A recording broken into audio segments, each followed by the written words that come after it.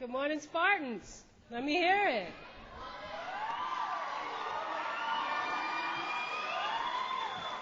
Yeah, they tell me you got a couple of good teams out here. I just wanted to make sure. Well, thank you, Brittany, for that lovely introduction, and much honor and respect to your principal, Mr. Barnes, for his extraordinary work.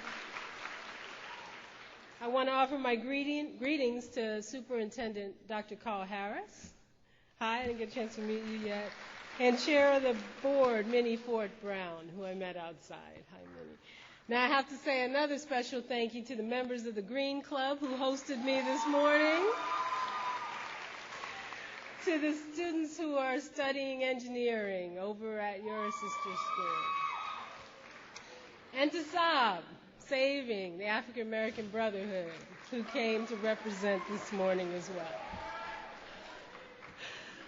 All right now, so without further ado, let me speak to you for a couple of minutes, and thank you in advance for your time. You know that President Obama will be on to speak to you in just a few minutes, but before he does,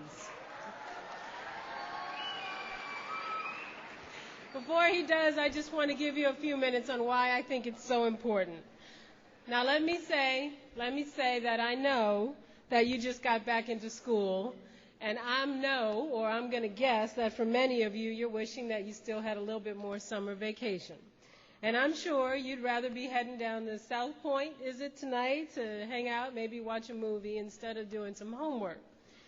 But I'm really glad you're here, and there are a lot of reasons. But today I want to talk about 3 reasons why I'm glad you're here. First and foremost, this is where you start the rest of your life.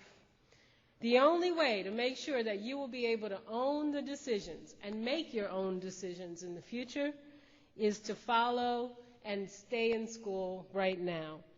I know that because I look at my own life. I want to tell you about me. I grew up in the 9th Ward in New Orleans, Louisiana. Many of you know a little bit about the 9th Ward because you saw it on TV after Hurricane Katrina 4 years ago. If you saw the movie Where the Levees Broke in part in the 9th Ward of New Orleans. It was a place very hard hit by Hurricane Katrina, and it wasn't always an easy place to grow up. School segregation in the South really only ended a few years, not even a full decade, before I started kindergarten. And my family, like many families, had its share of struggles to deal with. Both of my parents had never finished college, and so for them, although there was a struggle, they knew about the value of education. But a lot of other people would have written me off. They might have found it easy to believe that growing up in those circumstances would hold me back. Or they might have believed that I would not have the chance in my life to make life choices and that any circumstances that came to me would just be difficult ones. But there's one person who never wrote me off, and that was me. I let my education go to work for me, just like you can do with yours. I worked hard in school. It helped me get to college. It helped me get to graduate school. It helped me find my career. And through finding my career, I found something that I love, and that's protecting the environment.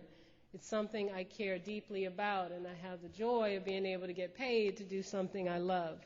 And today, because of the work and investment that I made when I was in school, I get to go to meetings with President Barack Obama. I get to sit right next to him, and I get to do what I love.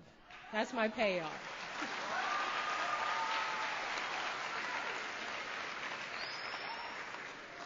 Education is an equalizer. It starts each and every one of you in the same place. When the race begins, you don't need money. You don't have to come from the right neighborhood. It doesn't matter what color your skin is. In school, all those barriers that hit you in society go away. If you do your work, if you do well in school, if you make the grades, no one can deny you anything. Education is power.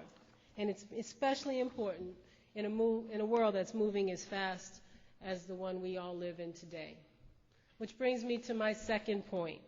You live in a world that's changing faster than we've ever seen the world change before.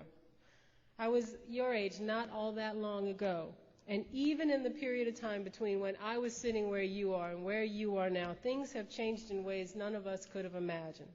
We did all the same things that you all do, good and bad, I might add. But how we did them was entirely different. If I wanted to call my friends, I had to go to the yellow phone that hung on the wall in the kitchen, wait to make sure my brother wasn't on it, wait to make sure my mother wasn't talking to her sister, and then maybe I would get a chance to talk to my friends. And if my mother wanted to know if I was on the phone, she picked up the other line and said, "Girl, get off that phone right now." If I wanted to type up a paper for my class, I actually had a typewriter. There was no one conceived of the idea that you would have a typewriter that was a computer at home. If I had to do research, we had to get to the library and find a book because there was no internet and there was no Google. No email, no Twitter, no texting. My point being that in a very short period of time, all that has changed. I just got my iPhone a couple months ago. I use it. I check my Facebook page when I'm traveling. Those are the kind of things I couldn't even dream of. And I was an inventive student when I was in school. My point is this. In the time between when you are now where you are and when you get to where I am, your world will be completely different in ways you probably can't imagine. One of the things I work on and talk about all the time is the revolution that we're going to see in the way we use and produce energy in our country. It's a place where in the years ahead, you're going to do a lot of the same things you do right now, but it's going to be completely different for you. How many of you have a car? All right, seniors. Because you know, instead of pulling over to fill up your car with gasoline, I would be willing to bet that many of you will plug in your car to fill up your tank at some point in your life. You might be pulling over to charge up your electric battery. You may turn on the air conditioner at your house to keep cool. But rather than running off energy from a coal-burning power plant, you might have solar panels on your roof that run your air conditioner. And you might generate enough energy from those solar panels to power your neighbor's house or to sell that power back into the grid to become energy sellers of your own. One day you will go to the movies again, too, when you're out of school. And if you buy Coke and popcorn, all the waste that you now throw into a receptacle, instead of ending up in a big pile in a landfill somewhere outside of town, will be broken down by entrepreneurs, maybe one of you, who figured out how to harness the energy that is in all of our waste. I have one more reason why I'm glad that you are here, and that's because it is you who are going to make possible all the things I just talked about.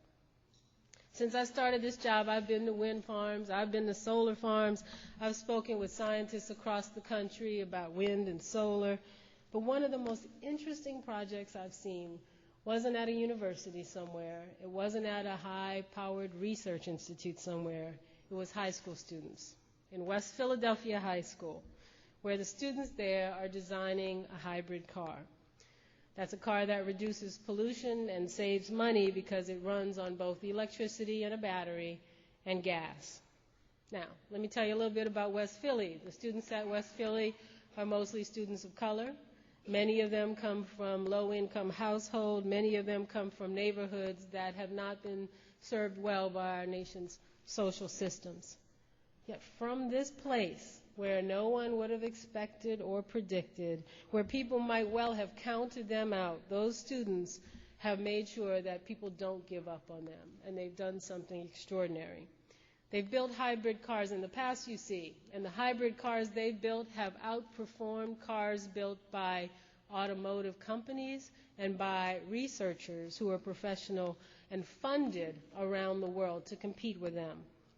These high school students from the inner city in Philadelphia are taking their car this year to compete against other hybrid vehicles from around the world in a contest called the Progressive Automotive X Prize Competition. If they win, and their odds are 1 in 10, they will bring home $10 million.